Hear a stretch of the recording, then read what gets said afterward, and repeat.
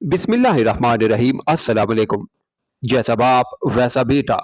कहते हैं एक कंजूस के पास एक दोस्त मेहमान बनकर आया और मेहमान के आते ही कंजूस ने अपने बेटे को पुकारा और उससे कहा कि ऐ लड़के, हमारे पास एक मेहमान आया है जो मेरे दिल के बहुत करीब है, इसलिए जाओ और हमारे लिए आधा किलो बेहतरीन गोश्त खरीद लाओ।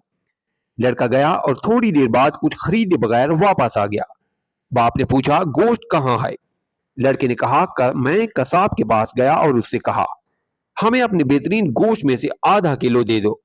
कसाई ने कहा, मैं तुम्हें ऐसा गोश्त दूंगा जैसे मक्खन। मैंने दिल में सोचा, अगर ऐसा है तो फिर गोश्त की बजाय मक्खन क्यों ना खरीदा जाए। तो मैं पंसारी के पास गया और मैंने उससे कहा, हमें अपने बेहतरीन मक्खन में से मुझे दे दो। उसने कहा, मैं तुम्हें ऐसा मक्खन दूंगा जैसे वो गुड़ है। मैंने अपने आप से कहा, अगर ऐसा है तो मेरे लिए गुड़ खरीदना बेहतर है।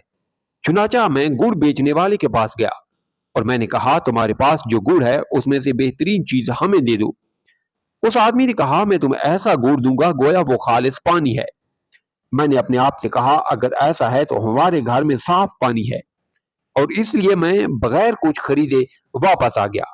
बाप ने कहा, तुम कितने होशियार लड़के हो, लेकिन तुम्हें कुछ याद है, तुमने एक दुकान से दूसरी दुकान तक आने जाने में अपने जूते इस्तेमाल किए हैं। बेटे ने जवाब दिया, नहीं अब्बा जी, मैंने मेहमान के जूते पहन रखे थे।